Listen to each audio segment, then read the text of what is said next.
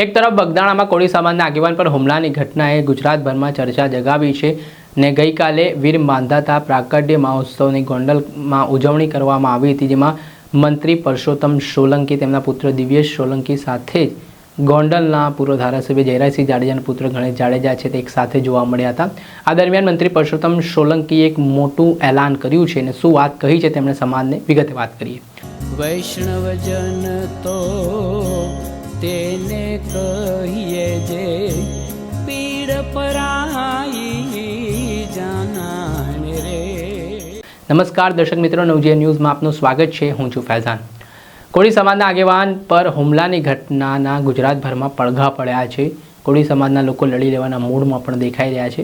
આ મામલાની તપાસ એસઆઈટીની ટીમ દ્વારા પણ કરવામાં આવી રહી છે। ત્યારે ગઈકાલે વીર માંધાતા પ્રાગટ્ય મહોત્સવના દિવસે મોટી સંખ્યામાં ગોંડલ ખાતે રેલીનું આયોજન કરવામાં આવ્યું હતું, જેમાં મંત્રી પરસોત્તમ સોલંકી જેઓ કોળી સમાજના આગેવાન છે તેઓ આ કાર્યક્રમમાં ઉપસ્થિત રહ્યા હતા। મુખ્ય મહેમાન તરીકે તેમની સાથે તેમના પુત્ર દિવ્યેશ સોલંકી સહિત કોળી સમાજના જે ગોંડલના આગેવાનો છે તેઓ પણ ઉપસ્થિત રહ્યા હતા। ત્યારબાદ આ મામલે મંત્રી પરસોત્તમ સોલંકીએ એક મોટી જાહેરાત કરી, જેમાં તેમણે જે વીર માંધાતા ગ્રુપ છે તે સેનાનું કોળી સેનામાં વિલીનીકરણ કરવા માટેની જાહેરાત કરીને આ ખૂબ ઐતિહાસિક જાહેરાત છે તે માનવામાં આવી રહી છે, જેમાં હવે સમગ્ર ગુજરાતમાં એક જ નામે આ સંગઠન ઓળખાશે, કોળી સેના સંગઠન।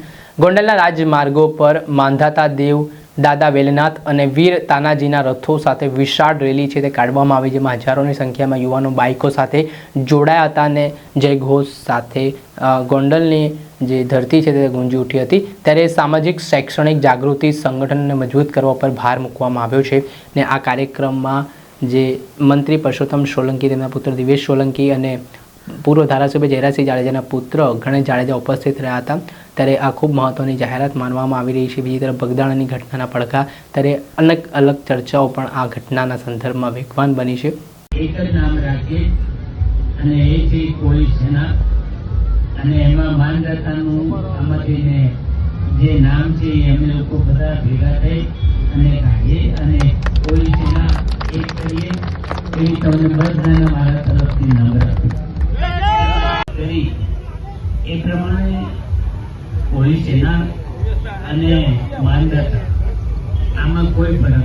આમ કહેવાય છે કોળી સમાજમાં 150 જેટલા સંગઠનો વિવિધ આવેલા છે, જે આ સમગ્ર મામલે હાલ અલગ અલગ સમાજના કામોમાં તેઓ કામગીરી કરતા હોય છે। ત્યારે મંત્રી પરસોત્તમ સોલંકીની આ ખૂબ મોટી જાહેરાત માનવામાં આવી રહી છે। દર્શક મિત્રો, આવા જ નવા વિડીયો સાથે આપણે માહિતગાર કરતા રહીશું, એટલે નવજીવન ન્યૂઝ જોતા રહો।